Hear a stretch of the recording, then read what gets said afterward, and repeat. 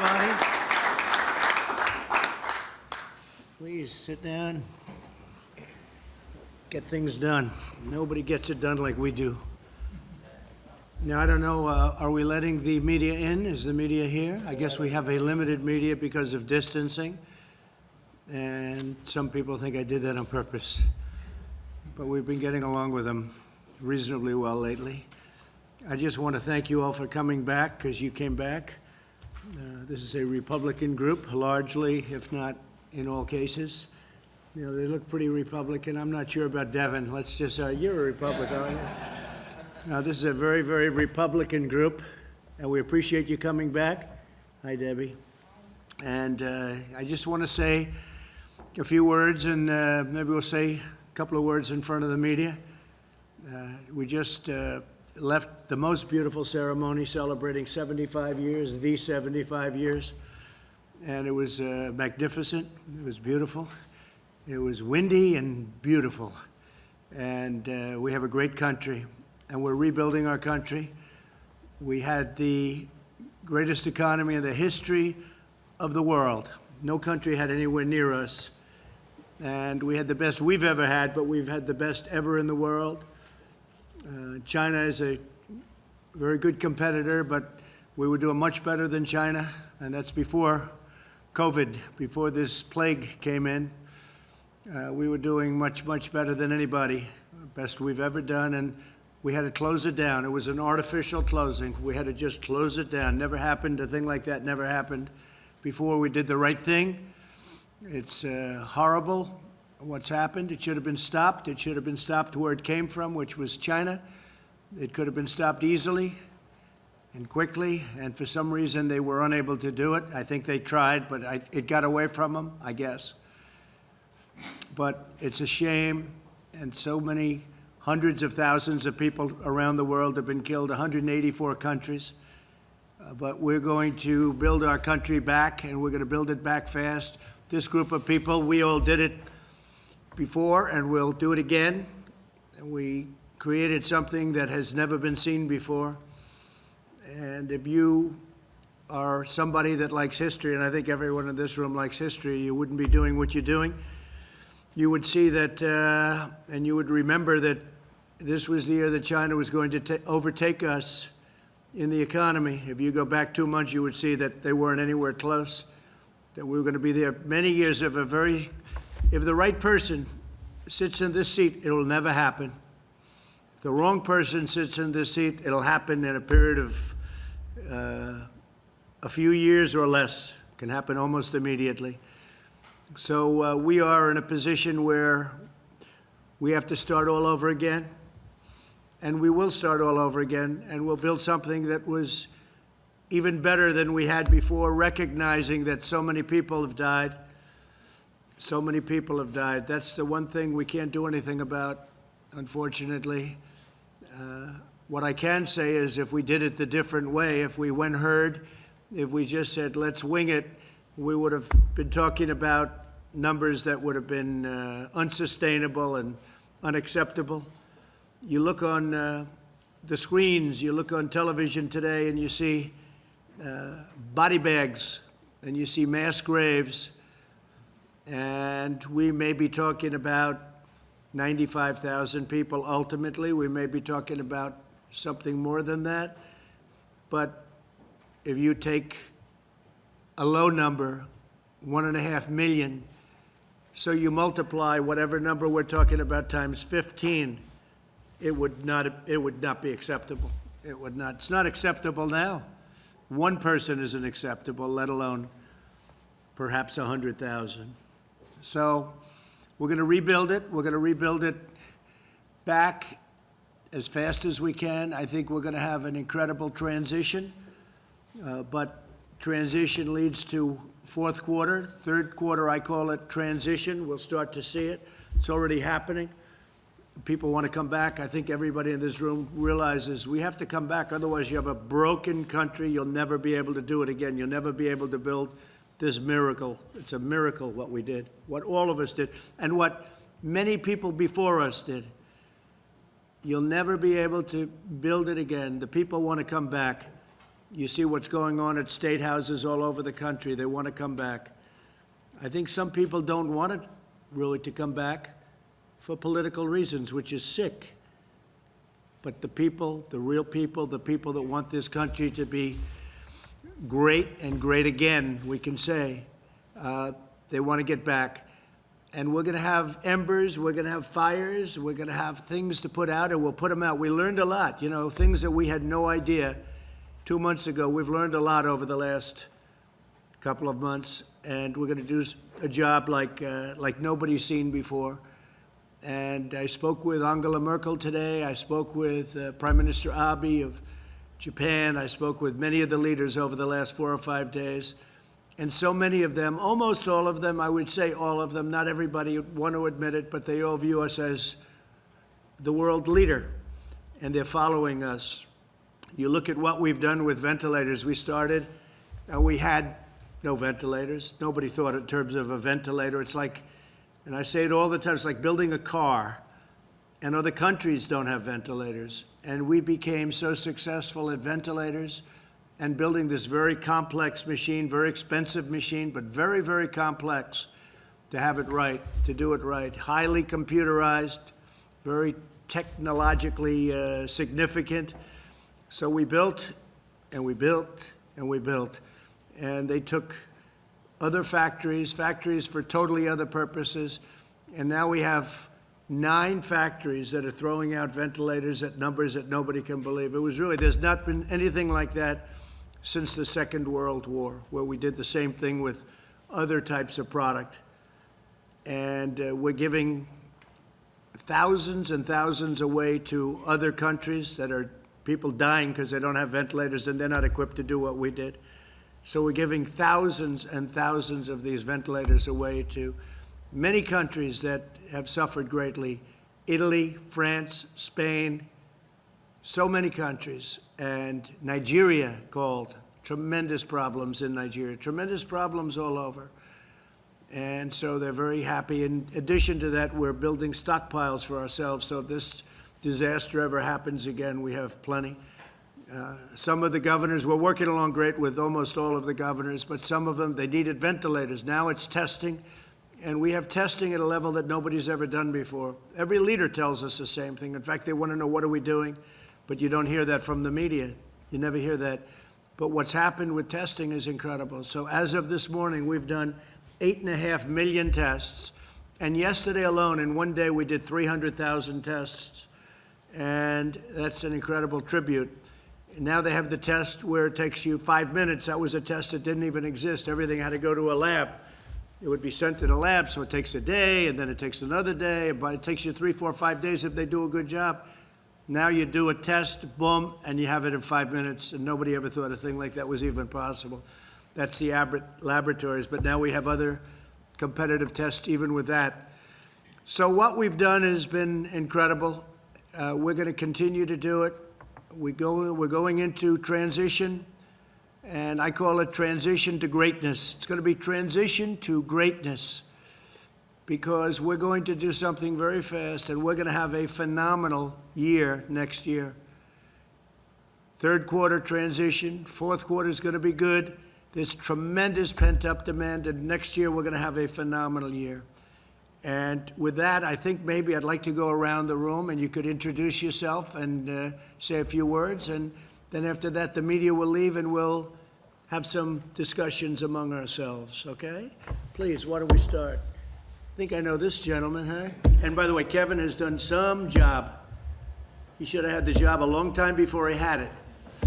But that's okay. We have a great man, and he's going to be, hopefully, a great Speaker of the House. We got to get him there. If we get him there,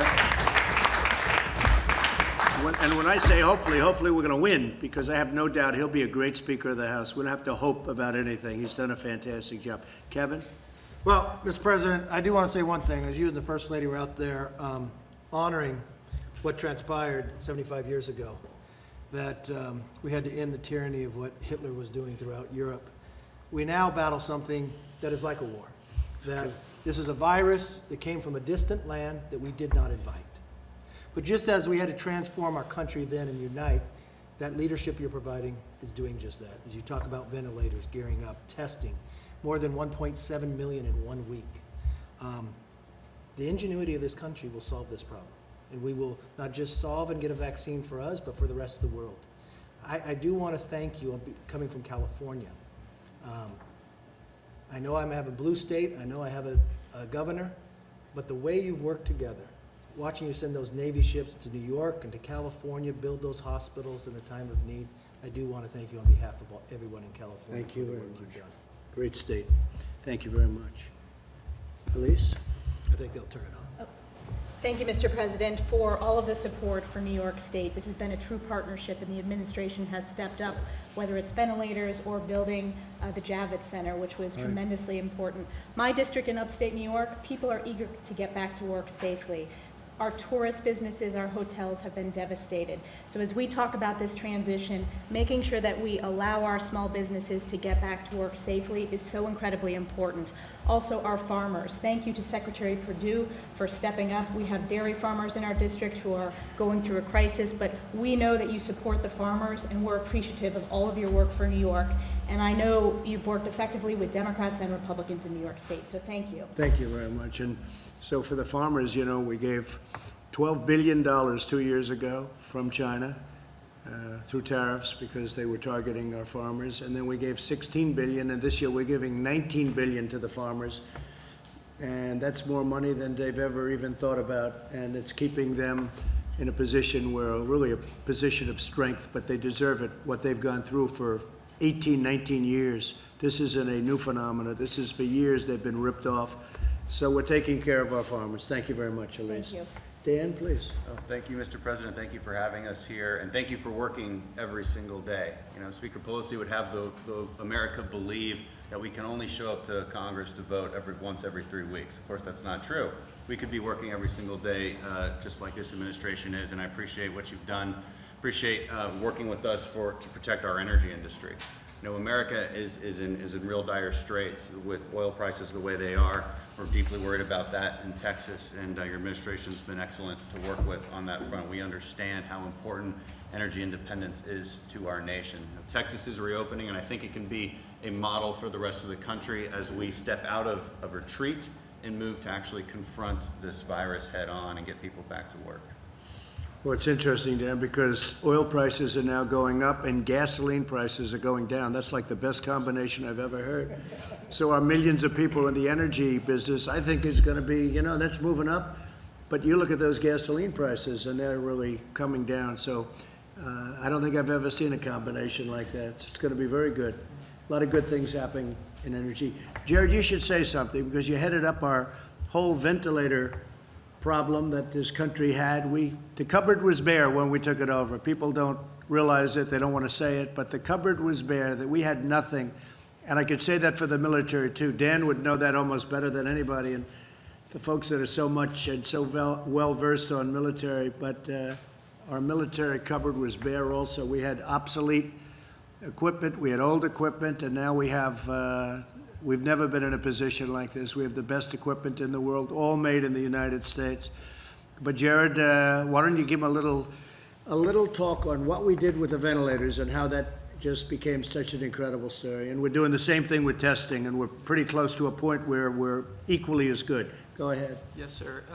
On ventilators now, the good news is that every day the balance that we have in the stockpile that the country has continues to grow. Initially, it was very scary in that we had a lot of states requesting numbers that could not be supplied, and a lot of you were very helpful at getting the local hospitals in your districts to give the actual data to the federal government, because the president wanted to make sure that anybody in this country who needed a ventilator would get a ventilator. He saw what was happening in Italy, where people were dying in hospitals and not able to get the care they needed, and the president said, I don't want that to happen in America. Deploy every resource that we have, get all the intel we have, and let's do our best to try to make it work. And we were able to make it work thanks to your leadership. And then what we were also able to do is use the Defense Production Act at the president's urging, and we were able to contract 11 different ventilator companies. Last year, America made about 30,000 ventilators. This year, we'll make about 150,000 in a 4-month period. And so we're in a place right now where we're doing well. A lot of our allies, the countries that are friendly with America, are starting to get ventilators from us. and we have more than enough to take care of all the American citizens. So it's been a great success story. And on testing, the numbers continue to grow. We have all the supplies that we need to do it. We've now educated all the governors. We have over 5,000 testing machines in the city. We've had the commercial sector through the public-private partnerships that the president had us lead. Those have now identified over 5,000 machines. We've done DPA on swabs, so we're making a ton of swabs. We have reagents. We have transport media. And we've been working with all the governors to help them with the National Guard on how to better collect samples. And so we're seeing those numbers starting to really rise. And when you look at the number that America's done relative to any other country, we're 2 to 3 times the next number. So on an absolute basis, the job that you've led on that has been absolutely tremendous, and that's giving the tools to America to start opening up these counties and allowing Americans to get back to work. Thank you, Jared. You've done a great job. Someday people are going to appreciate it. They say, oh, he's a relation. Well, he's a relation. If he wasn't a good relation, I'd get him out of here so fast.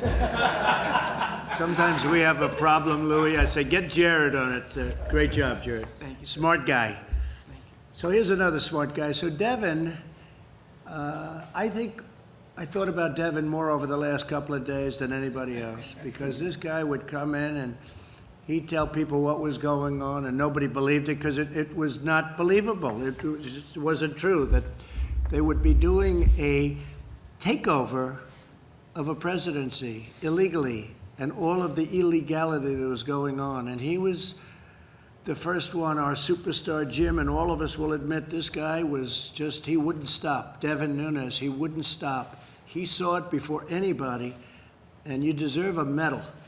You deserve the equivalent of Pulitzer Prizes. They ought to take the Pulitzer Prize away from all of these phony journalists that got a Pulitzer Prize, and they were wrong. They were wrong on everything, and now they've been proven wrong.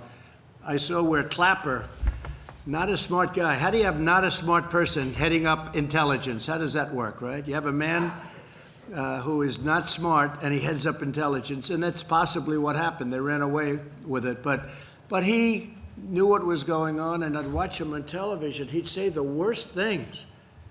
And now I know why Shifty Schiff, dishonest, corrupt politician, why this guy didn't want these papers exposed.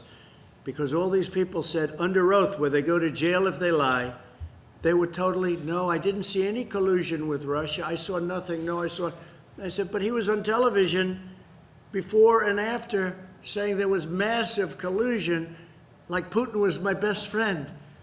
We had no calls to Russia. We had no calls from Russia for years. And all of a sudden, we have this great friendship. And by the way, getting along with Russia is a great thing. Getting along with Putin and Russia is a great thing. And stuff like this makes it impossible. And that leads to very bad things, very bad things. But I have to say that Devin was incredible. He understood it. He understood that it was a hoax before anybody else knew what was happening. And then I have to say, the people in this room took over and did a hell of a job with you, right? They had guts. They had guts like nobody's ever seen before. I want to thank you on behalf of our country, and I'd like to have you say a few words. Well, thank you, Mr. President, and it's unfortunate what you had to live through for the last 4 years. Yeah. From your campaign to your presidency, and I appreciate your kind words, and for all the folks in here who have worked so hard getting to the bottom of the Russia hoax situation. Let me just talk a little bit about the situation our country's in now. I know you're well aware. We've had 6-7 weeks here of keeping people inside their homes. We've learned a lot about this virus. There's still a lot more we need to learn. We need to learn what our friends over in Asia were doing at the time that this virus was taking off, and the issues with the World Health Organization. And I believe with your new pick, with John Ratcliffe, member of the House Intelligence Committee, member from Texas, he's going to do a great job getting to the bottom of this, and I think leading the intelligence agencies through what have been some pretty dark times over the last few years. And I think we should say Rick Grinnell has done a great job, too. In fact, John Ratcliffe called up 2 days ago. He said, I'm really looking forward to this, but I don't know if I can top the guy we have in there right now. And he was he's going to do a phenomenal job, but Rick Grinnell has been incredible. Before that, we had an empty seat. But Rick Grinnell, what he's done Even Louis would admit that. And I saw Rick yesterday walking in with thousands of pages of paper into the Justice Department. We didn't see that before, did we, Louis, huh? Rick Grinnell did a great job, and John is going to be phenomenal. Well, Please. Mr. President, what we expect and the American people expect is transparency from our law enforcement agencies, and I think we're well on our way to getting that. I want to also thank you for bringing us back here to show the American people that we can be here and do our work. The Democrats are cowering at home right now. And it makes no sense because we've learned so much. I can understand for the first few weeks, but we're learning. We have ventilators. We're learning new ways how to treat this virus. And if we're expecting, as you know, you've been in my district. It's the San Joaquin Valley of California, heavy agricultural area. My folks have been going to work. My folks have been going to work, and because they have to feed this country along with a lot of the folks around here. And you know, if we expect the guys that are cutting meat or working at a grocery store, working in these packing plants, if we expect them to go to work, we ought to go to work as members of Congress. And I'll just leave it at that. I will say I got you all of your permits necessary from the federal government for water. You know, we throw millions of gallons a day of water into the Pacific Ocean that comes from up north. And when I saw Devon, I say, how come those fields are all barren? They're beautiful land, all barren, brown. And then they'll have a little patch like this, a little patch in a corner, or a little patch on one side, and it's beautiful green. You could see it was so, and I said, how come so much of it, 90%, 95%, it looks like a desert, and you have this, he said, we don't have water. I said, you mean you have a drought? This is a long time ago we met, right? Right at the beginning, before I got elected. And I said, you mean you have a drought? He said, no, we don't have a drought. We send millions of gallons of water out to the ocean to protect a very, well, I'll never say anything's unimportant. I think everything's important. To protect, go ahead, what's the name? The smelt, Delta smelt. Yeah. So you have a Delta smelt that's not doing well. It's getting no water, and it will do a lot better if it had water. But they send millions and millions of it. Is that seriously, is that the only reason? That's the reason they send it out there? Yeah, that and For the Delta that smelt. and salmon. Yes. It's So the incredible. farmers are very thankful for recognizing the important work that you've done, not only in San Joaquin Valley but all over the country. And I'll just say that's why they're out working, and I think we should be working. And I'm Well, you glad know, brought us here. with the water though, I said, so what has to happen? Well, you need approvals from Congress, from this, from, you need all sorts of approvals, but you need it from Commerce more importantly than anything. I got every approval for you, and you got a lot of the state approvals done through Kevin and yourself and others. All you need now is the signature of the governor. And those millions of gallons of wasted water going into the Pacific, that's like a drop in the bucket, doesn't mean anything to the Pacific. All of that water would come right down all the way into Los Angeles. And, you know, in Los Angeles, I had a house in Los Angeles, you couldn't, I sold it. You know why I sold it? Because Secret Service says you can't come here anymore. I said, I might as well sell it. But I had a house, and you couldn't have water. You couldn't water your grass. They said, oh, you're not allowed to water your grass. And then you look at this massive turn. They had a turn. It takes a day to turn it. It's like a big faucet. And they turn it, and it veers all the water out into the Pacific. It's crazy.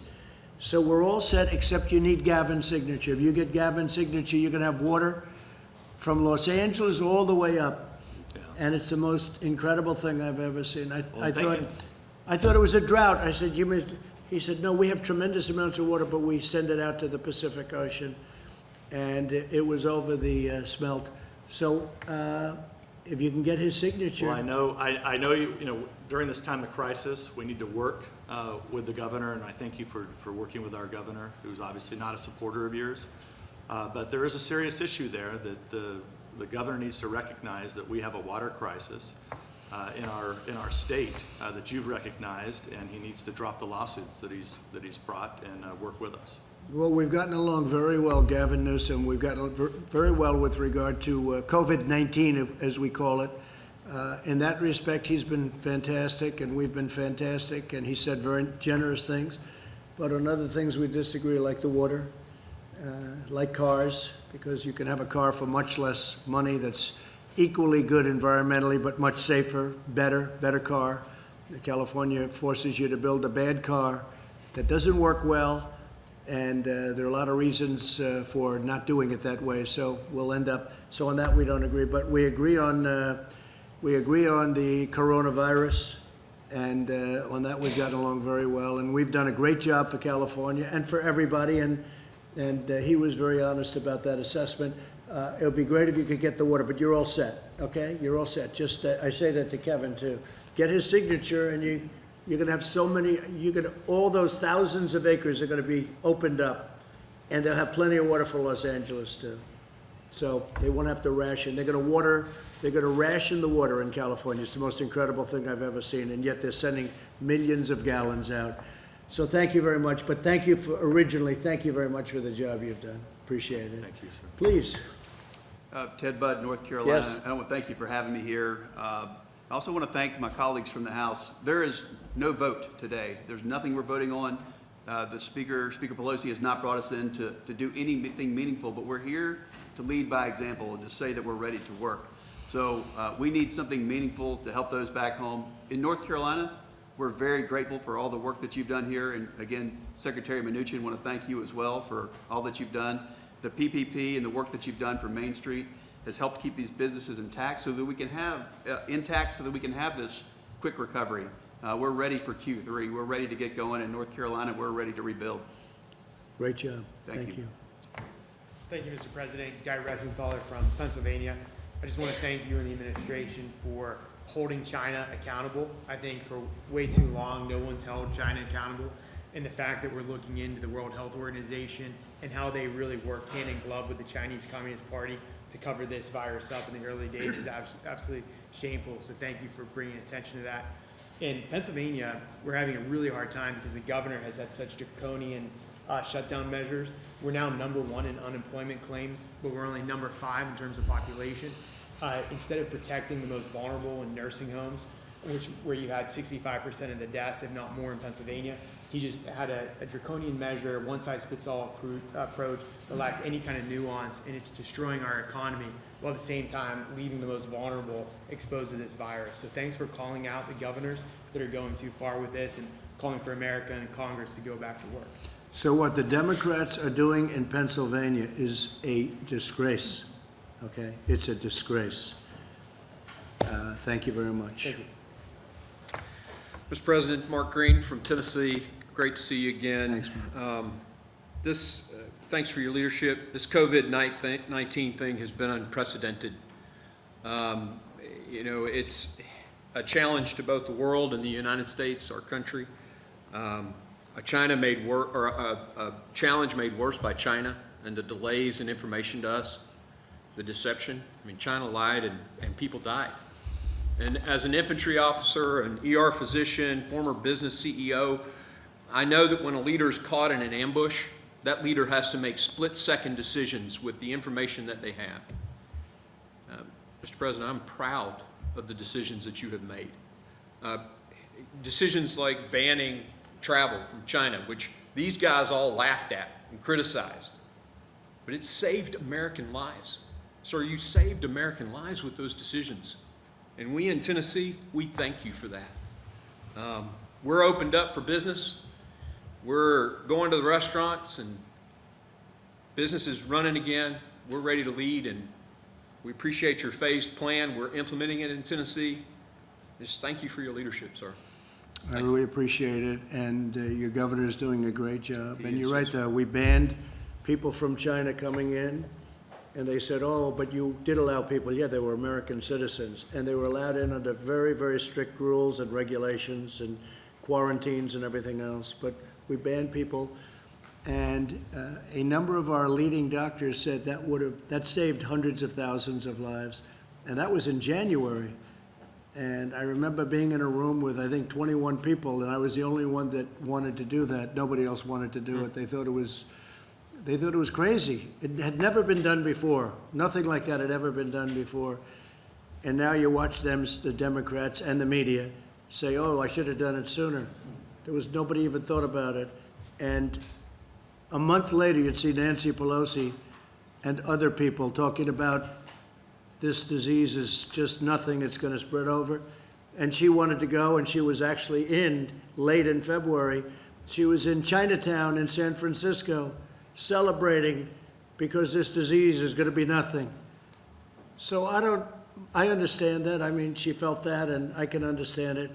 But for them to say, much earlier, I actually banned Chinese from coming in, China from coming into our country. It's just such a political disgrace that they're able to get away. It's just like Shifty Schiff making the statement today to try and save face when we have him cold on the papers, on the documents, and in about 19 different ways.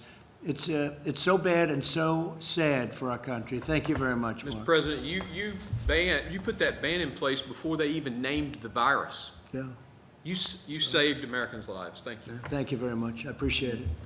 Thank you, Mr. President. Kelly Armstrong from North Dakota. We're an ag and energy state, so we've been uniquely hit on a lot of this stuff, but I'd like to say thank you for standing so tough with Saudi Arabia. That was a huge deal for our oil producers.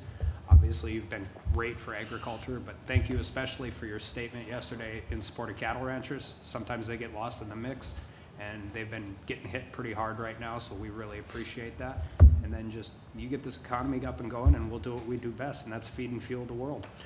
And that demand is coming back, and you're up to $25, $26 a barrel, and a little bit more, and you're going to save your energy industry, really, because we're number one. And Russia and Saudi Arabia, I got them together, and they came to a good conclusion for us and for them and for everybody. And once that demand goes up, it's going to be great for the energy industry. So thank you very much. Thank you, sir. Louis? Thank you, Mr. President. And echoing the thanks, if you had lost that election in 2016, we would never have been energy independent. And it's been great for Texas. It's been great for America.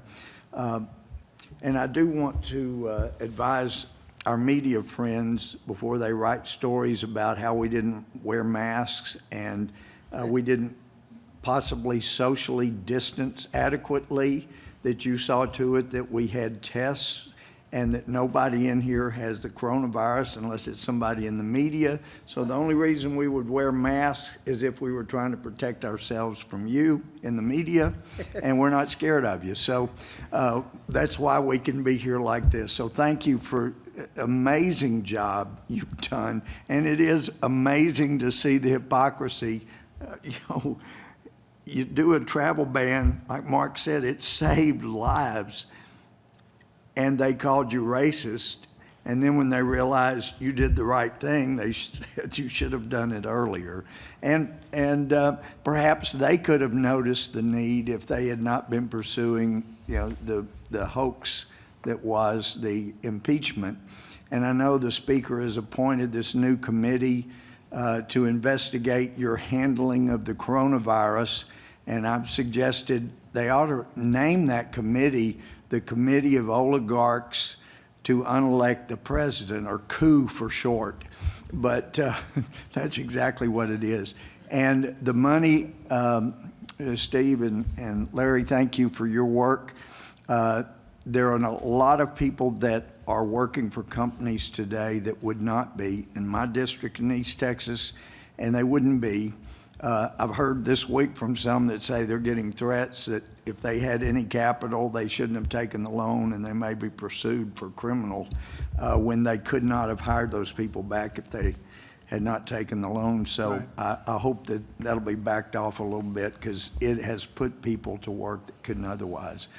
But I'm optimistic, and I wouldn't be if you weren't president. So thank you for the work you're doing. Thank you, Louis, and you've been a great help. And if we didn't win the election, we wouldn't have found out all of the corrupt practices that are taking place at the top of the FBI with dirty cops and all of the things that we found out about other people in other agencies that are equally as important. All of this, we went on Drain the Swamp, and that's what we're doing. But nobody ever told me the swamp was going to be this vicious or this deep. And we're doing it. Could I make a suggestion on the justice area? And I know that with the Democrats in charge, some of the most important reforms may not happen. But the FBI is the only law enforcement entity I'm aware of that has not even come into the 20th century, not even asking them to come into the 21st. Everybody else does videotapes and audio tapes, and the FBI interviews witnesses and goes back and records their own notes of what they want to say a witness said, and then it's easily changed. And we need to bring them into the 20th century where they start at least doing some audio recordings so they can't change them. So that's one of the lessons we have seen from what's happened in their effort to create a coup. And not only do they not record, but they write their notes, and then when the notes are bad for them, they go and change them months later. This is a corrupt deal that's been going on. Yep. And we caught them cold, and now we have to see what happens, but Bill Barr has done a great job. He's a strong guy, and he's done a great job, and not easy. He's fighting a lot of fights, but he really has been great, and we appreciate it. But you're right about that. I said, well, I'd like to hear a tape of what the interview was, and they said, well, no, it was just, and they write it out like scribble. Yeah. It's crazy, and then they change it. And they change signatures, they change everything. So we don't have the old one. It's one of the most incredible things, isn't it, huh? Yep. Thank you very much. Thank you. Appreciate it. The most Well, powerful guy in Washington. Dan, I say Dan, most powerful man. I just want to thank everybody in this room for the past 3.5 years for supporting our president and the administration and everything you've done. This man goes 18, 20 hours a day. As many of you know, he's the most transparent president in history. He's the most accessible too. There's nobody in this room that can't call or get through to him, mornings, evenings, midday. But we love you all, and thank you so much on behalf of everybody here in the White House for everything that you've done supporting our president. It means the world. Thank you. And what a job he's done too, right, Mark? He's been amazing, and he does it himself. I remember when I was running Crooked Hillary had 28 people. I had Dan, and Dan blew them away. It wasn't even a contest. And we have now, I guess, 6 different sites, platforms, and we have numbers that these people don't have. They don't even come close to it. So when they write false stories, we can go around them. And it's very important to be, who needs it? I wish we didn't need it. But unfortunately, we have to do that. We have to have that because we don't get an honest press. Please, I'll tell you, Gates, you've been something. He's out there, Devin, right? He's out there fighting. Thank you, Go Mr. ahead, President. Matt. Your team is here. We're ready to work, and we are inspired by our president. I have observed your willingness to work with anyone. I saw the Democrat governor of New Jersey categorize the administration's response as extremely responsive. I've noted on our calls that our Democrat colleagues in the House, like Tom Suozzi and Jimmy Panetta, have made contributions reflected in the great work that Jared has done on testing and that Secretary Mnuchin has done and that the chief has done as well. But I have to say, Mr. President, I'm deeply concerned about what we're seeing from the Democratic leadership, because in the last several days, they have been caught in a terrible lie. Not only was there no collusion, we now know that the leaders of the Democratic Party knew that there was no collusion at the beginning and willingly lied to the American people anyway. Now we see that they're reverting to their old playbook. As we want to work together to provide provision to our people and take good ideas no matter where they come from, Nancy Pelosi and Chuck Schumer just want to set up new committees to investigate rather than working together. I know that even before being president, you talked about the importance of the president being a great cheerleader for our country and for our economy. I note, and I know in the jobs report today, we can see that even the people who have been furloughed or who are on unemployment now, they're optimistic that this is the team that will bring America back. What advice would you give us to try to have our Democrat leadership behave more like the governors you've worked with and some of the rank and file colleagues who've made helpful suggestions rather than just reverting to their hatred and their lies to cover their tracks for their last set of lies? I think they've been doing it so long and gotten away with it for so long prior to us, and they had that 8 years, the Obama 8 years that have been absolutely terrible if you look at the Justice Department and what's taken place. You look at the FBI and what's taken place. And frankly, prior to that, a lot of bad things went on. All we can do is keep winning, and if we keep winning, eventually they're going to come around one way or the other. May not be in that form, may not be them, because I'm not sure that you can do that with them. Tremendous dishonesty from Schiff and from others. And they know it's going on. They know these are not stupid people. They know it was a hoax. They know better than anybody in this room it was a hoax. They set it up. They're not aggrieved. I watched Shifty Schiff, 9 inches around the neck. And I watched this guy, uses the world's smallest collar, right? But I watched him, I guess this morning, talking about, he acts so aggrieved, so aggrieved. He knows it was, he got caught. And not only caught, if he weren't in the halls of Congress, he'd be in jail because he made up phony stories and phony speeches and phony, everything was phony. He's a sick man. He's really a sick man. He's a corrupt politician. So I wouldn't count on somebody like him. But I think overall we have some really good support. I've had great support from Democrat governors. I would say almost all. And in some cases, oh, look, Andrew Cuomo the other day said that we have done a phenomenal job. That's a nice statement, phenomenal, that's a good word. It's true, but we've had great support, and Gavin Newsom, the same thing. He said something, the equivalent of that.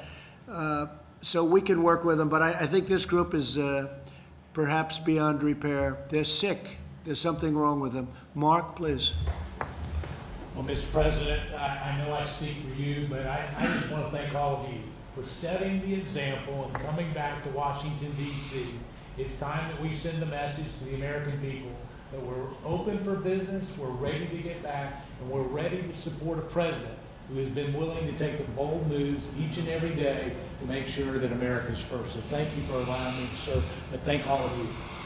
Well, I have to, before I introduce Jim, I have to say, so we had all of the great NCAA teams here just prior to COVID. Otherwise, they wouldn't have been able to come. But we had all of the teams, and one of the teams was the top wrestlers in the country, all the champions, NCAA wrestlers. And I saw them, and I immediately knew it was a wrestling. I could see there was a little action going on with those ears, and the muscles were coming out of the shirts, and I could see by the jawline.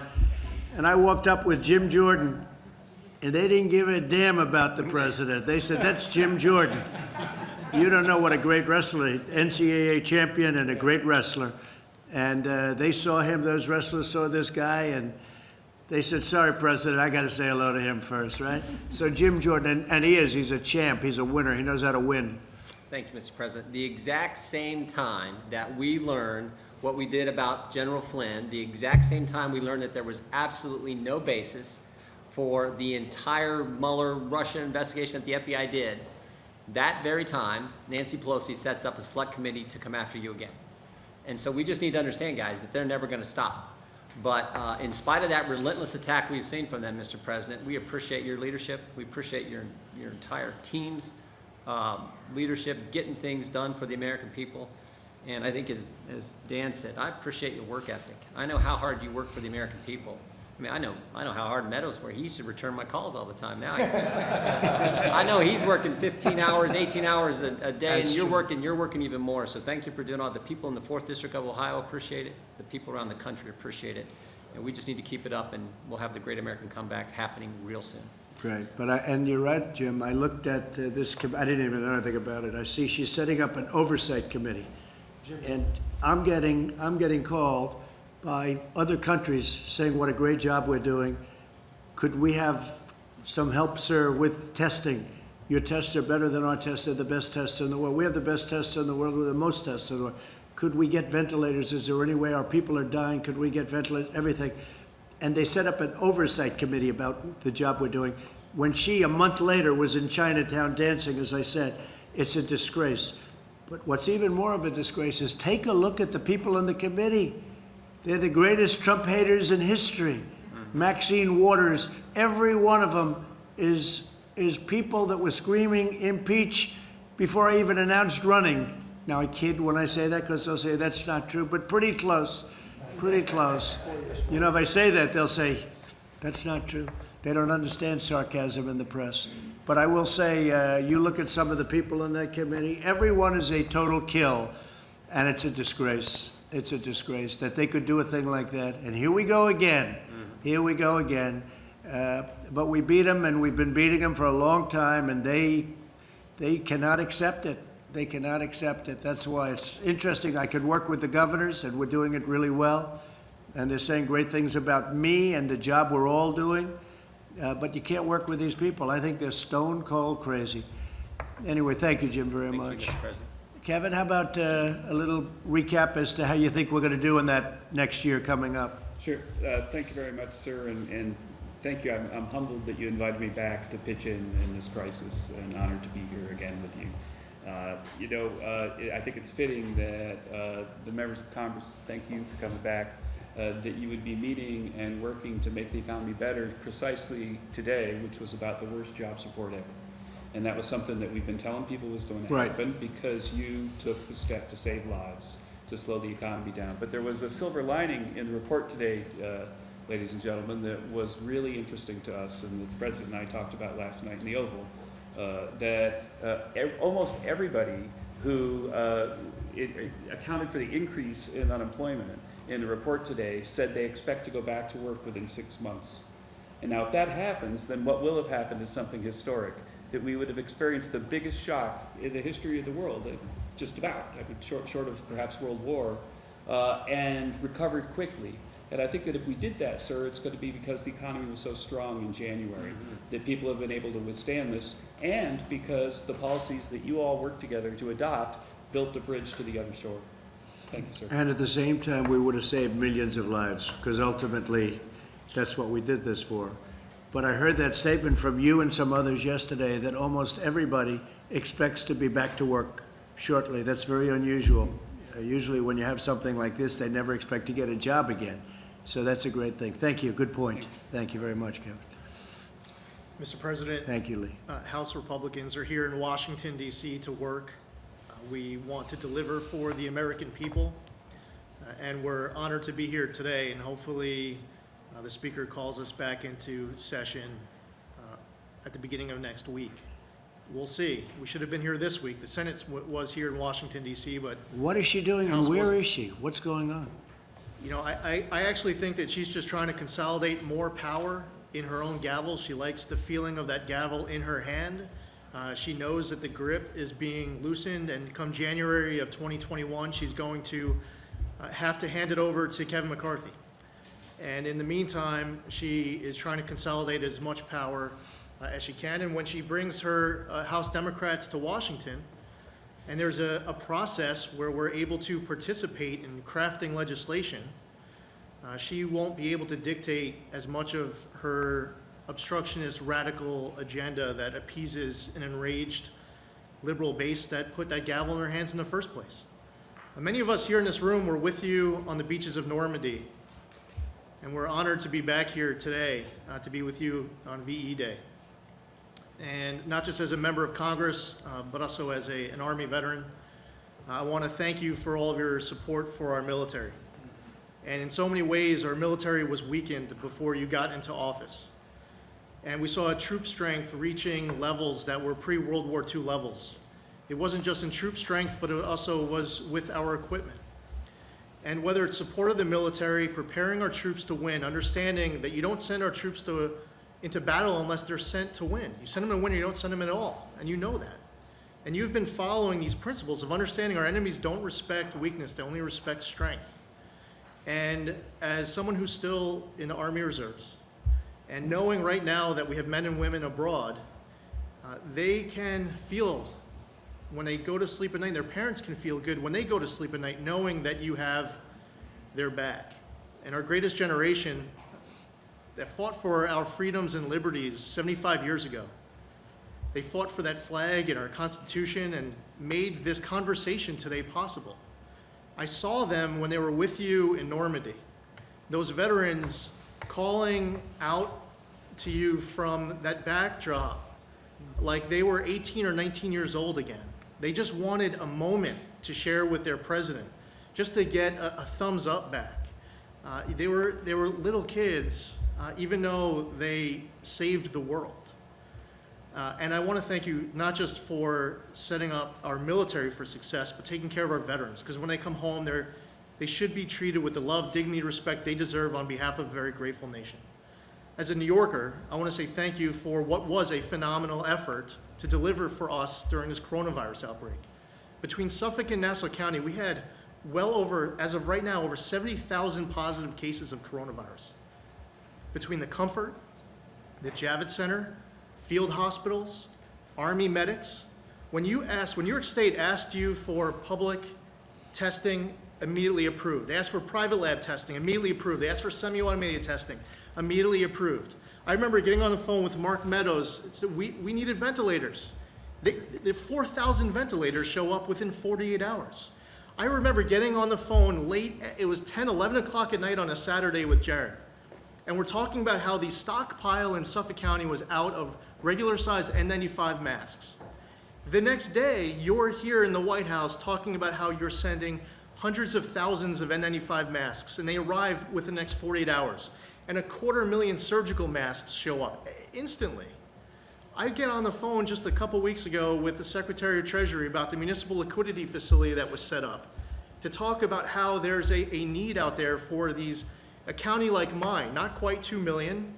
We have a population of about 1.48 million. We didn't qualify for the municipal liquidity facility. Secretary Mnuchin, the night of getting the last bill passed, he is on the phone and he's working to take care of our issues.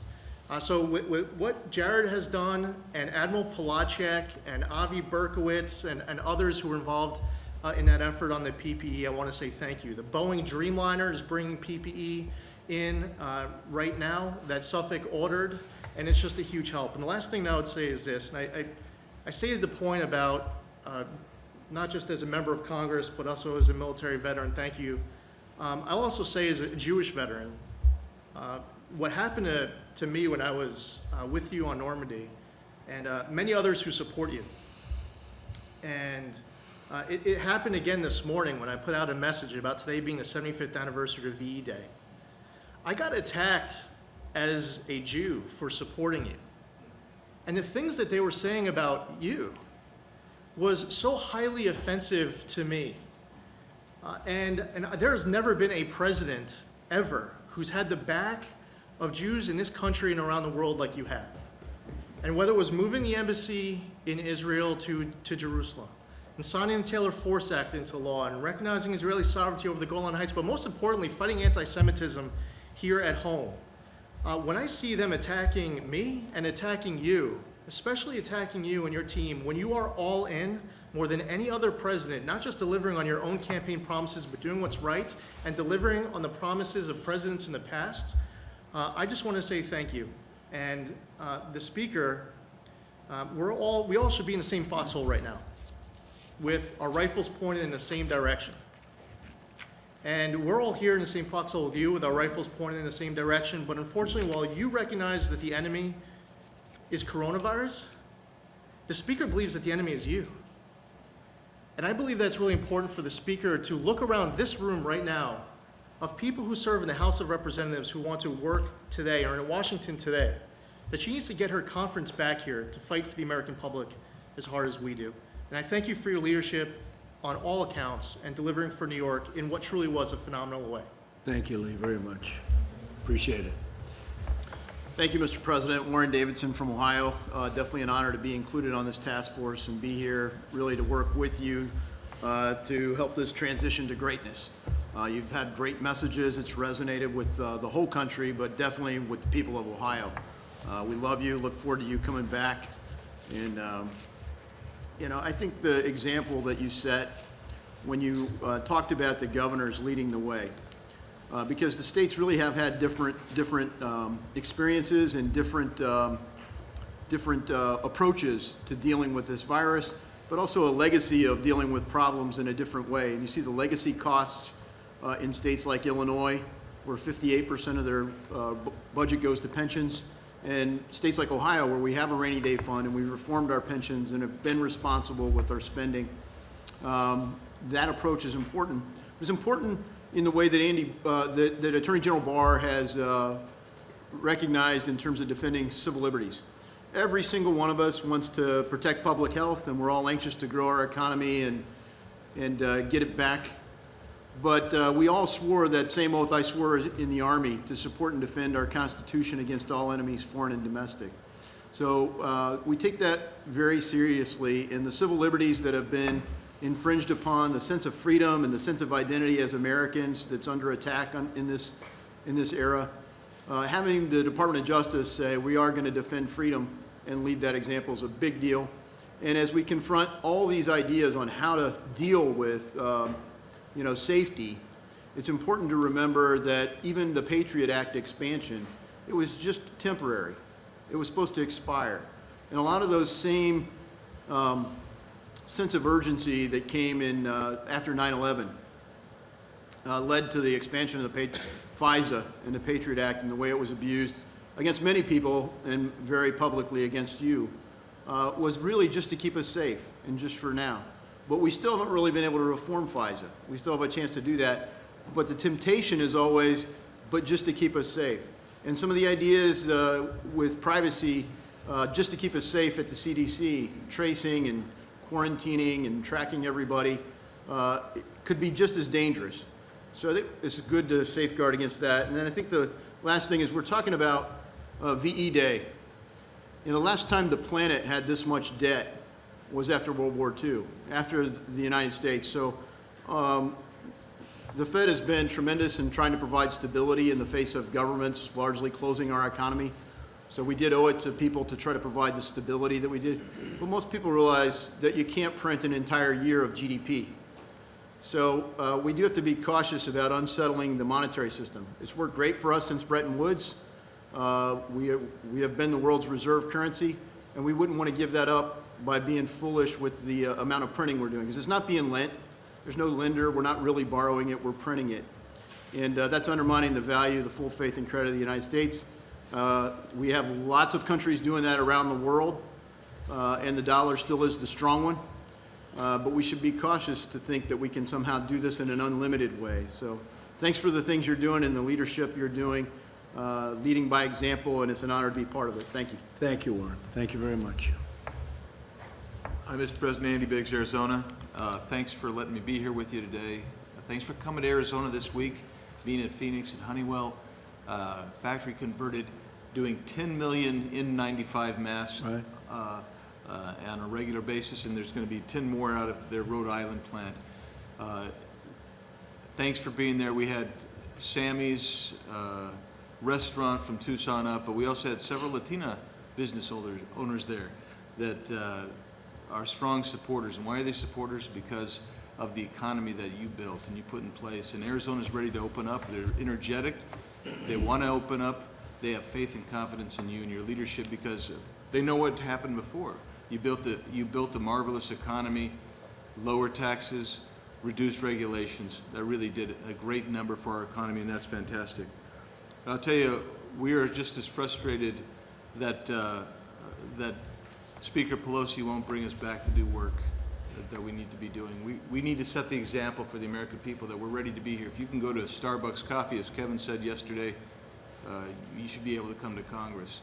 So just so you know, the House Freedom Caucus we had a meeting last night. We'll be meeting every day next week here in Washington, D.C. We want Speaker Pelosi to know we're ready to work. We come to work. We represent the people. Thanks for your leadership, Mr. President. Thank it's you an honor to be with you. very much, Andy. Thank you. Mr. President, Andy Barr from Central Kentucky, thanks for your leadership and for inviting us here today. I want to share with you 3 quick stories from my district that illustrate how effective your administration has been in responding to this public health emergency. These stories have not been reported by the press, so I want to direct these stories to the press because they need to know how effective you all have been in responding to us and the American people. First is Dr. Mark Doherty, an epidemiologist at Baptist Lexington, largest private hospital in my district, a nationally known infectious disease expert. He comes to me in March, early in the pandemic, and he says, we can do convalescent plasma therapy. He was one of the first epidemiologists in the country to want to do this. He went to your FDA, sir, and within 4 hours received approval to do convalescent plasma therapy, saved 2 lives on Sunday night. The approval was on Friday. Second, he comes to me and he says, we can save personal protective equipment if we use telemedicine within the hospital. The problem is we need approval from the federal government to do that. So we go to CMS, to Seema Verma, and we say, we can do a Bluetooth stethoscope with an iPad and telemedicine and FaceTime. We don't have to send all of the healthcare workers into the negative pressure room. We can bring modern technology to the fight against COVID. We can protect healthcare workers, and we can conserve critical personal protective equipment. Within days, Seema Verma and her team at CMS responded favorably. That is a nationwide policy change that saves lives for healthcare workers and conserves scarce personal protective equipment. And then the next story is Steve Stone from Nicholasville, Kentucky, works for Sagent Pharmaceuticals. He comes to us and he says there is a critical shortage of the sedative propofol, which is used for COVID patients on ventilators. In New York, by the way, there was a shipment of a month worth of propofol that was held up by the government of Italy. So we got on the phone with Admiral Polacek from on your team on Saturday morning. On Tuesday, he had talked to the State Department and had the Italian government release to New York life-saving propofol for intubated COVID patients in New York City, a month's supply.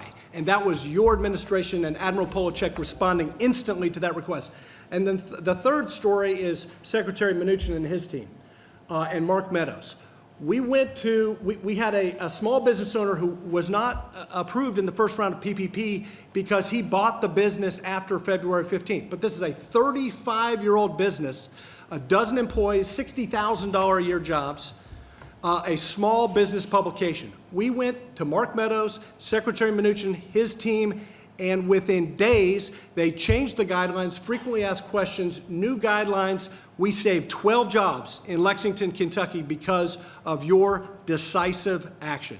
So, Mr. President, thank you for the effective response to this pandemic and this crisis. Thank you. Thank you very much, Andy.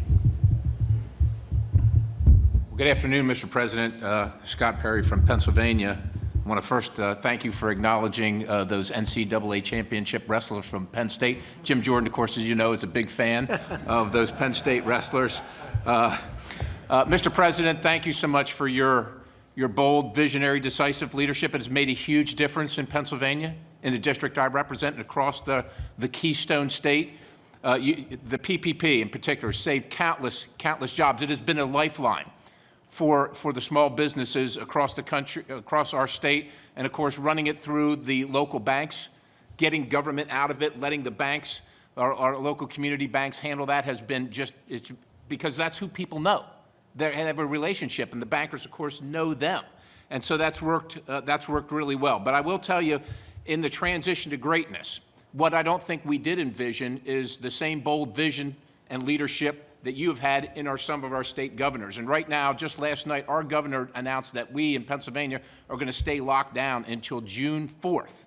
Mr. President, our businesses are dying. And I don't know what, well, you know, we shouldn't have to make this choice. We're Americans, and we can do two things at one time. You have proven you can do many things at one time and be effective. We have about 65% of our deaths in Pennsylvania happening at elder care facilities, at assisted living facilities, not in hospitals, but at these elder care facilities. The PPE is going to the hospitals. The money a lot's going to the hospitals because we shut them down. The governor's made a choice, instead of helping some of these elder care facilities, we have a website where people can snitch on their neighbor who's going to work or who is opening their business in contradiction to the order. That's not bringing anybody together. So a couple things. Extending the PPP, the 8 weeks, until after the governor opens the state, because employers now don't want to have to pay for employees who are not going to be able to come back to work, right? Because the state is shut down. You didn't do that. The governor's done that, right? So the transition to greatness, I think, might include something like that. Right now, we have counties that want to open up. The governor said no. Counties want to open up. They're not sure. They're scared that if they open up in again, violating, so to speak, the governor's order, that will stop the flow of federal dollars for the programs that you already have. And so some assurance that they can do the right thing and get their people back to work as Americans would be very, very helpful. I would say this as well, Mr. President. The unemployment benefits in the real world, we tried to do the right thing, you tried to do the right thing. Employers are thankful for the fact that they won't be held accountable if their employee doesn't come back to work. But when you have a governor that doesn't want to enforce the policy, it's not really helpful because the employer needs the employee to come back. They need them to come back. And so maybe take a look at that. And finally, in this transition to greatness, Mr. President, China, once we get through this, there must be an accountability. There must be an accountability. We all want to get back. We're here. We're ready to be at work. Speaker Pelosi apparently is not. But if she is going to do phase 4, she's working on her own. She doesn't involve our leadership. She doesn't involve Kevin. She doesn't involve anybody here. Mr. President, the prescription to get us back to work and healthy as an economy, quite honestly, is simple. And you already know it. You've already talked about it a million times. Let's just get back to work. Let's just get back to work. Thank you, Mr. President. Thank you very much. Great. Thank you, Mr. President. Greg Murphy from Eastern North Carolina. I appreciate your strength. I appreciate your persistence. I'm a surgeon, and I appreciate decisiveness. It's been nothing but a merciless last 4 years that Schumer, Pelosi, and her cabal have essentially tried to undo the 2016 election. I've only been in politics a relatively short period of time, but it's obvious to me that there are people in this country who hate you and hate this administration more than they love this country, and they will see it torn down. This crisis has highlighted this. We thought that this possibly could be a way of bringing our nation together, but unfortunately partisan politics has ruled the day. This has been building a plane while we've been flying it. I think that's a very good analogy, but the plane is built and it's time to land. It's time that we made decisions based upon fact, not fiction, not fear-mongering, not cartoons by the media, but truth. And wouldn't it be nice to get the truth? We believe enough in our American people that we believe in what they can think. So I would ask the same for you from North Carolina that you do from Pennsylvania to talk to our governor, to let us come back to work. Let us look at a regional approach in North Carolina. It makes sense. We look at the science. We can do this. We're not inventing the wheel again. So I thank you for your strength. I thank you for your persistence and your leadership. Thank you very much. Thank you. Mr. President, Mike Johnson, thanks for having us today. We've been anxious to get back to the Hill, and we wish we could be in the House doing our regular work, and hopefully we'll get back to that. I represent two important groups today. One is the resilient, hardworking people of Louisiana. We've had a tough run here. I mean, the pandemic hit us pretty hard, and then, of course, we've got the crisis in the oil and gas market, and we're going to recover from that. But the people there are soundly behind you, and so many of them always tell me when they know I'm coming back here to give you their regards and their encouragement and their thanks for what you're doing, your principled leadership. I would echo what's going on in Pennsylvania, North Carolina, Louisiana as well. Our governor's keeping us shut down, and our free market needs a chance to thrive, and if we can do that, we will. It needs to be a region-by-region basis. The second group I'm here, I guess, representing this morning is the Republican Study Committee, you know, the largest caucus of conservatives in Congress. And as the chair of that group, all these guys are leaders of it as well, and we've been trying to advance our core principles. And we came out Monday last with a 37-point blueprint, a framework that we call a return to prosperity and accountability and recovery. And basically what we've done is distilled the work that we had been putting into about 15 months prior to the pandemic to come up with a playbook, a conservative playbook to run when we return to the majority, which we still think we could do. But it's things, for example, for holding China accountable all the way to empowering the American worker. And we think it's consistent with a lot of the administration and what you've articulated, and we hope we can work together on it. I would end with this. The whole team, your whole administration has been so accessible and transparent. I love what Dan said. I had written those two words down before you said it. That marks the Trump administration. And I could name each one of them on your team here. They've all been helpful and grateful to us. We had a conference call with Mr. Kudlow the other day, and he said something at the end of it that resonated with me. He said, you know, our time-tested principles cannot be abandoned now. That's what's going to guide us through this, right? And we were on mute, but we all said amen. And it reminded me of what Reagan said in his farewell address when he was leaving, you know, his storied time at the head of the country. He said, they called me the great communicator, but I wasn't that. He said, I was just communicating great things, and they're the same great things that have guided our country since its founding. We believe in those time-honored principles. We believe in individual freedom and limited government and fiscal responsibility and free markets and lower taxes and less regulation. Those are the things that are going to guide the country back in this transition you're talking about. And we're so grateful that you and your team are holding the line on that. We'll be with you. We're your foot soldiers. We're ready to go to work, and we thank you again for all you're doing. Thank you very much. Great. Oops. Well, I want to say thank you again, President Trump, for coming to Arizona, and it was such an honor to be on Air Force One with you. It was my first time, so it was awesome. But I want you to know that I believe you are exactly the right person for the job. Despite all of the Democrats, the top Obama people, maybe President Obama himself, since we found out yesterday, trying to take you out, despite all of that, you led our nation into the greatest economy in the world, and I am totally convinced that you will do it again. And so please don't let all the critics get you down. I know a lot of people are just Trump haters and they say mean things, but there are so many people out there, so many people in Arizona, throughout the nation, that absolutely think you're doing a great job. So please keep it up. Thank you, We Debbie. appreciate you. Thank you very much. Thank you. Debbie. Beautiful. Thank you. Larry? Thank you, sir, and thanks to everybody here. Some wonderful words, and we appreciate your strong efforts and support. We have a lot more to do. I just want to connect a dot or two. Kevin was talking, Kevin Hassett, my friend and colleague, when we were in the Oval last night talking about these are temporary job losses, probably 3/4 of them, if not more. If you had told me that I would go on the air on a day when we lost 20 million jobs and the stock market would go up 400 points, that would have been very interesting. I've been around a while. I thought I'd seen it all, but this is a new wrinkle. I don't want to repeat this experiment, but I'm just saying. And I do think it's because it's temporary. And I do also think the stock market bottomed in March 23rd.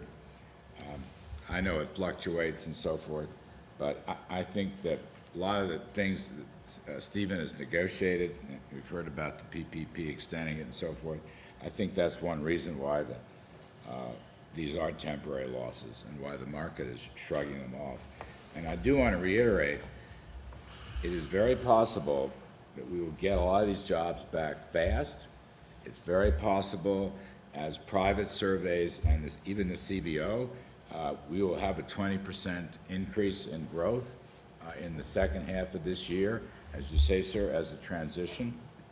And then finally, I want to say that, and I appreciate your comments very much, sir, if we stay to the principles that worked the first 3 years, I mean, through January and February of this year, the economy was growing at 3.1% at an annual rate before the virus hit.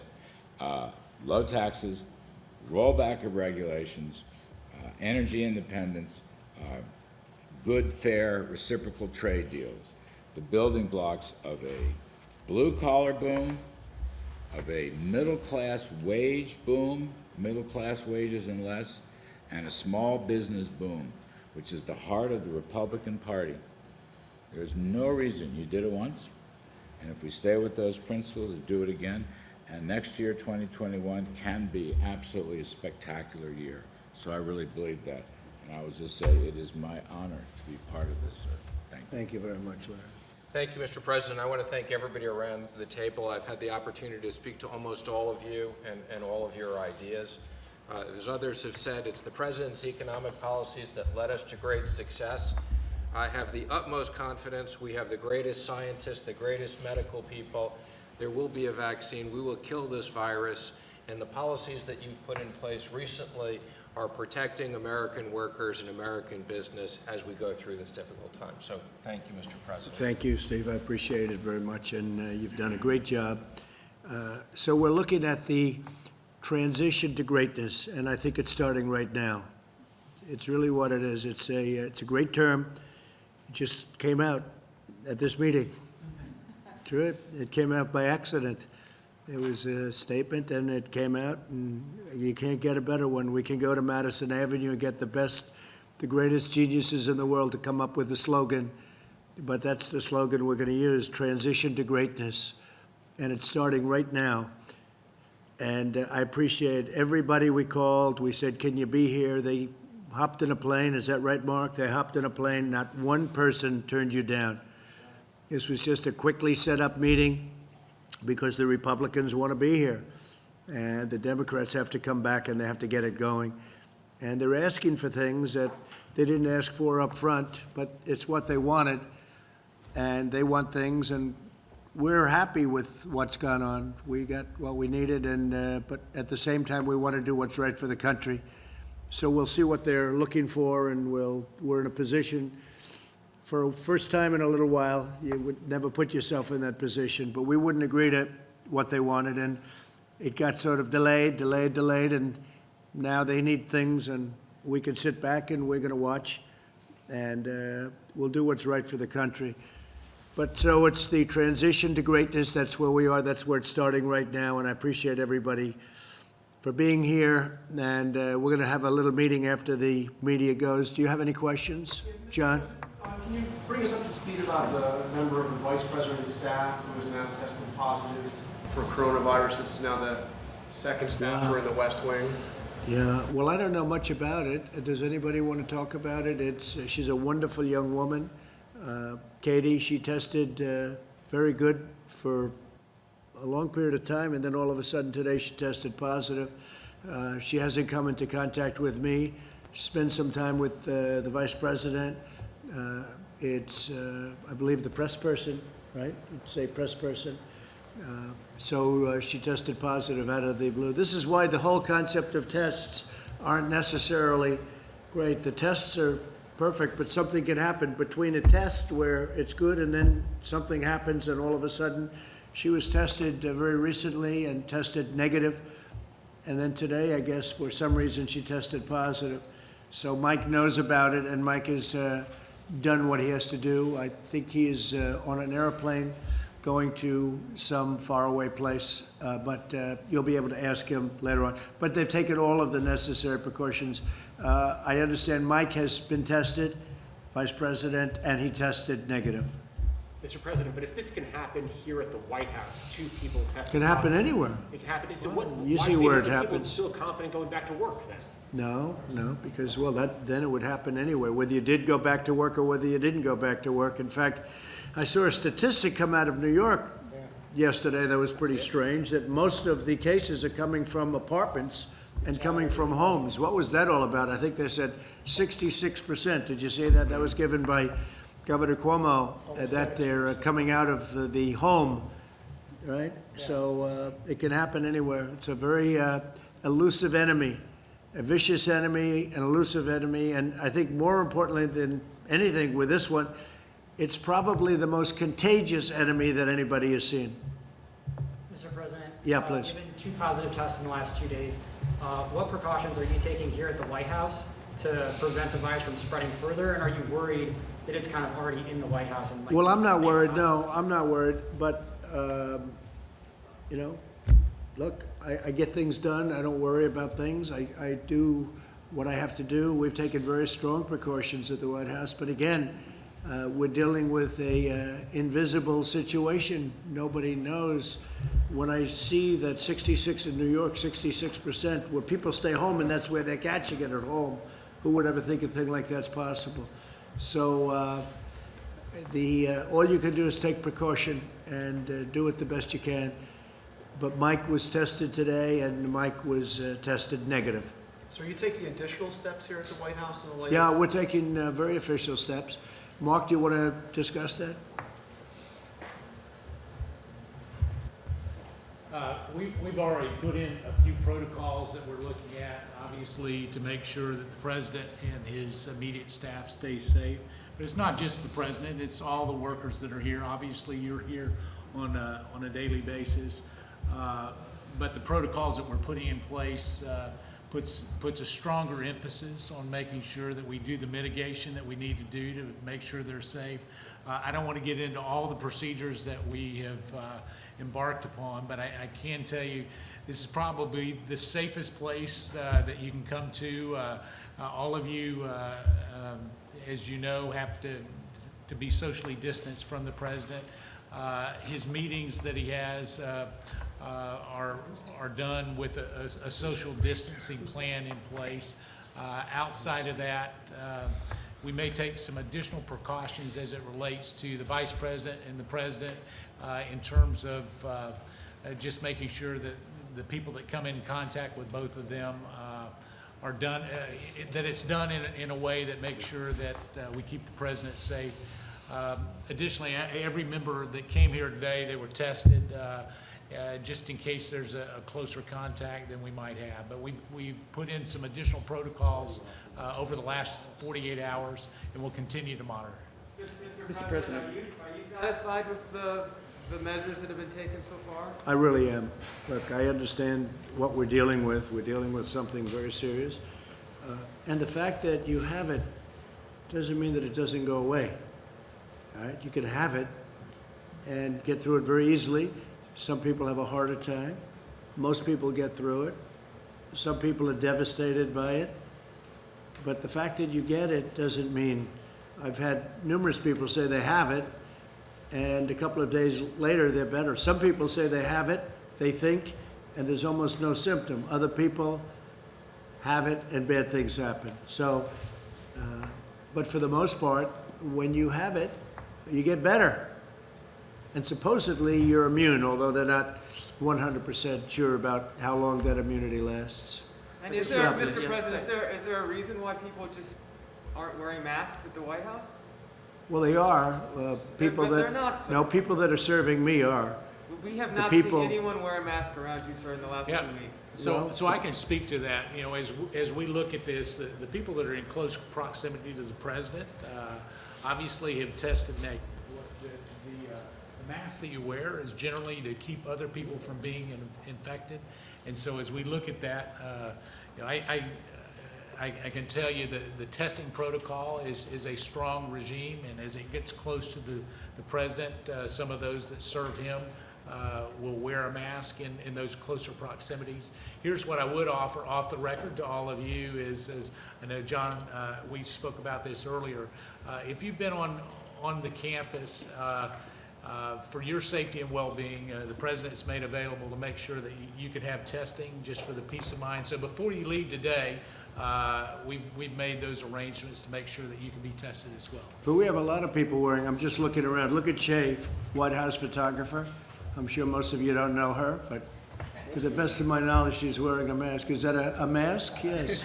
I think to the best of my knowledge, it looks like a mask. Mr. President, could you clarify the status of the Phase 4 negotiations? Earlier, Larry said that they were being paused and potentially for a couple Well, of we're weeks. in no rush. We're in no rush. When you see jobs The out, Democrats, why are you in a rush? the Democrats have to do what they have to do, but I would say we're not looking, we want to see what they have, but I can't say that we're in a rush. We were in a rush to get the money out to people. We have gotten the money out. Some money is stalled because of state machinery. You know, they have old computers, 45-year-old computers. And we said this was going to happen, and I didn't want to do it that way, but the Democrats insisted on going through this particular apparatus for a certain reason, and that money stalled. But that's their fault, and I think they accept responsibility and blame, the Democrats. Mr. President, you said recently that you would, if necessary, be the first person to get a vaccine. How important do you think a vaccine ultimately is? Well, I didn't say I wanted to. That's not a correct statement. I said, you said, would you be? And I said, if it was good for the country, I'd be. And if it was bad for the country, I'll wait to be the last one, or I wouldn't do it at all. No, I was asked whether or not I would do it as the first person. If I thought that was a good thing for the country, I would. I don't, personally, and I have to say, I think we're doing very well on vaccines. If they wanted to use me as a test, that's okay with me, if it was good. But that was really the way the question was asked. But how important do you believe a vaccine is to getting out of this? And what do you say to those that this growing anti-vaccine? Well, I feel about vaccines like I feel about tests. This is going to go away without a vaccine. It's going to go away, and we're not going to see it again, hopefully, after a period of time. You may have some flare-ups, and I guess, I would expect that. Sometime in the fall, you'll have flare-ups, maybe. Maybe not, but according to what a lot of people say, you probably will. We'll be able to put them out. You may have some flare-ups next year, but eventually it's going to be gone. It's going to be gone. There are some viruses and flus that came and they went for a vaccine, they never found the vaccine, and they've disappeared. They've never shown up again. They die too, like everything else. They die too. And so whether we do or not, I think great progress is being made by Johnson & Johnson, by Oxford and some others. NYU, I see, is very advanced. But if you don't get it, this is going to go away at some point.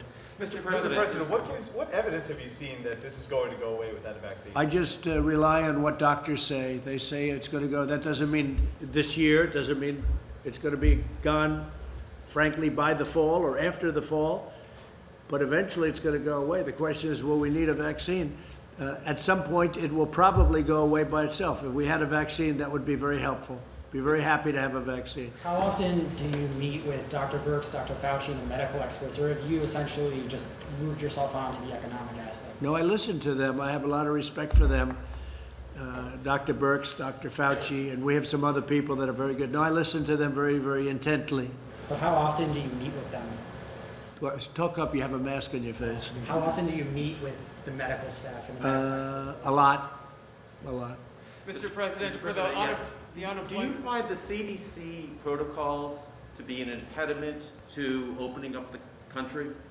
Which protocols? The recommended guidelines that have been. No, because I'm relying on the governors, and the governors are the ones that are doing that. And if I see something wrong, I'll clamp down on it very hard and very strongly. But I'm relying on 50 very talented governors. I don't think they are all talented, but many of them are very talented. Why are you not releasing those guidelines to? They're released. They know what to do, and they know what they're doing. And we're going to see, but I'm relying on the governors to do their individual states, and they're relying on us very strongly for advice and also for help with respect to equipment, hospitals, beds, ventilators, but also medical supplies. So they're relying on us, and we're able to get them everything they need if they can't get them. Ideally, they can get it, but much of the things that we're getting and we've gotten for them, we're able to stockpile in their states. So we're sending it around, we're sending more than they need. So if this should happen again, they're going to be ready this time. And what happens though if the infections go spike once the government? You have to put out the fires. Then you're going to have to put out the fires, and the governor should be able to do that. Mr. President, you said the third quarter would be a transition and the fourth quarter would be good. Where do you expect to see the unemployment numbers at that? Well, I think the unemployment numbers are going to go way up. And the statement that Kevin made is incredible. Everybody expects to have a job back very shortly.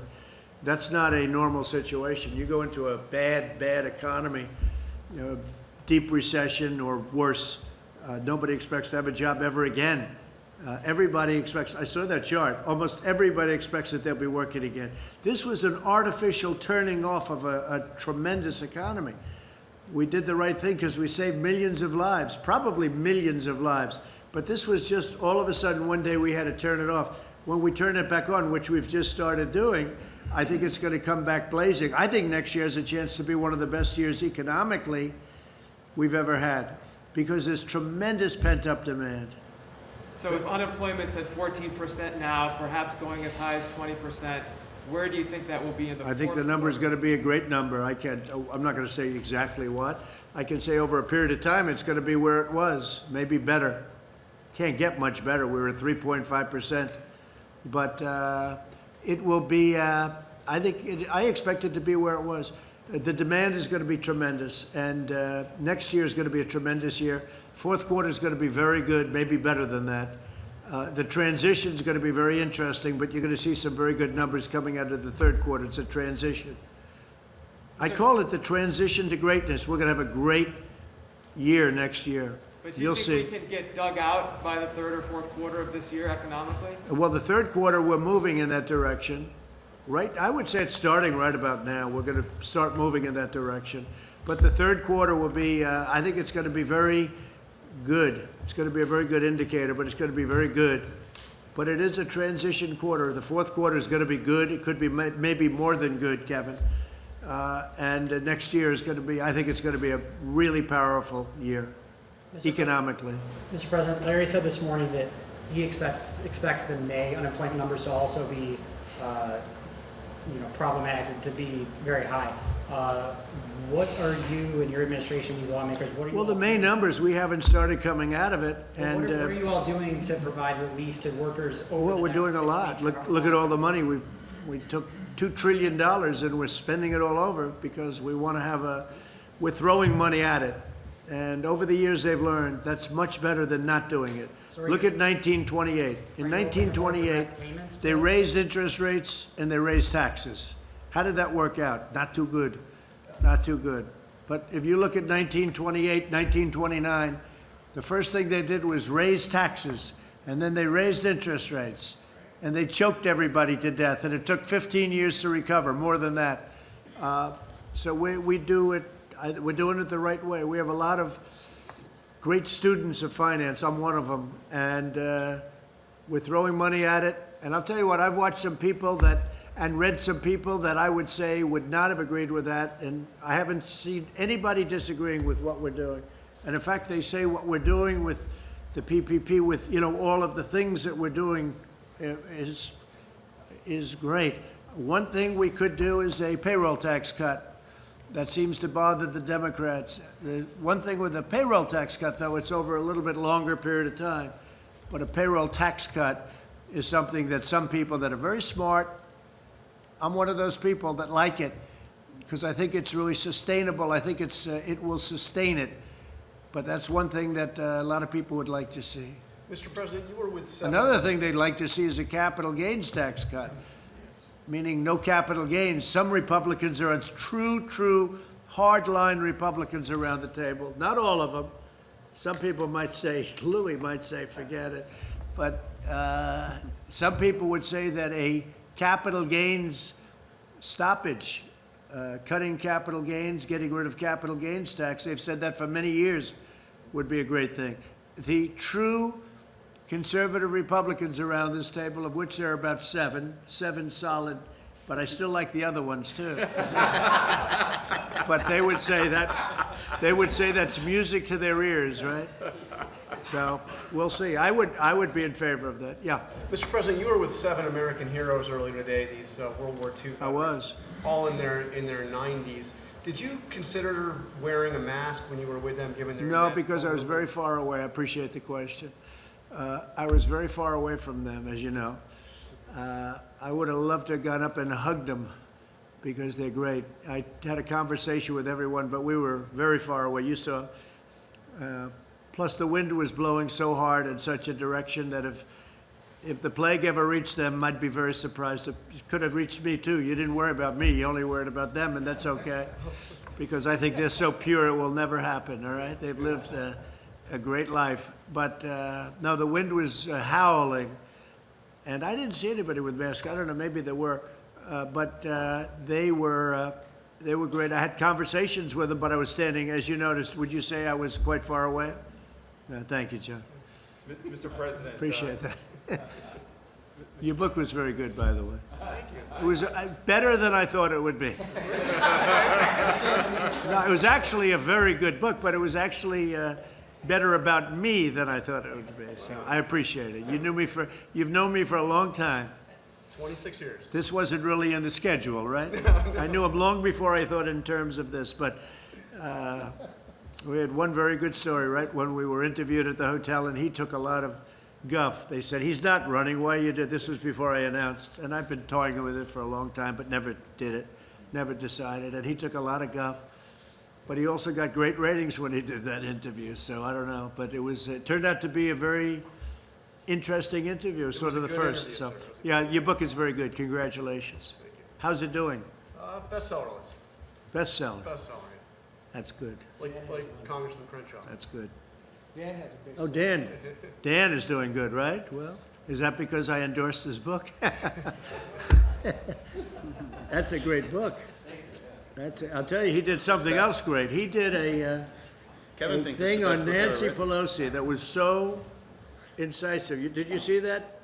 He did something that was so incredible, and I actually pinned it on top, right, Dan? Yes, sir. We pinned it on top. You were fantastic.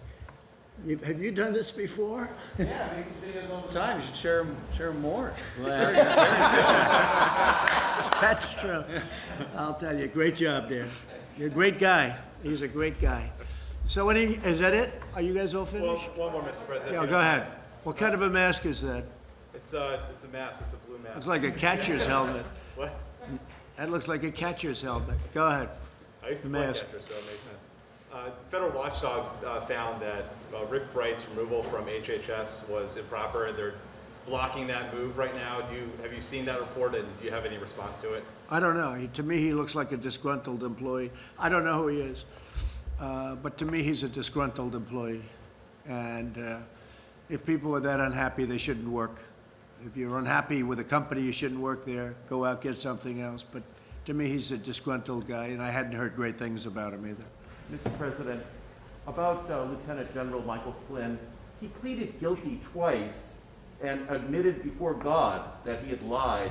How does that comport with your present position? Well, I'll just go, and these guys can give you a better answer than I could, most of them in this room. But I'll tell you what, number one, they played the son game. We're going to go after your son. And number one. And number two, the FBI guys, as I know it, and I found out, Devin, they didn't think he lied at all. They said he didn't lie. They didn't know what they were talking about. And Mueller's group, Mueller's gang, that didn't find that I did much, did they, after wasting 3 years? But Mueller's gang of culprits, they said he lied. But the FBI, in this case, said he didn't lie. What's the story on that, Devin? Well, you have to remember that this is a 30-some-year veteran of our military who headed the Defense Intelligence Agency. It would be preposterous to think that he was a Russian agent, and everybody in the press knew this. They had early versions of the dossier. They knew the Democrats were pushing the dossier, and the fact that someone would even ask this question about General Flynn, who was clearly, he was exonerated on January 4th before you were even sworn in to office. We know that from the FBI agents who were reviewing the case. I'm not even sure it was properly predicated to review General Flynn in the first place. You know, there's a lot of people in this town, in the swamp, that all of these people in the media know that work on behalf of foreign agents and aren't registered. And General Flynn, who's a 30-year war veteran, the way that he's been treated, the way his family's been treated, the way that he's lost his livelihood, he lost his house, and I think the American people owe him a debt of gratitude, and this government owes him and his family an apology. Do you have anything on Flynn?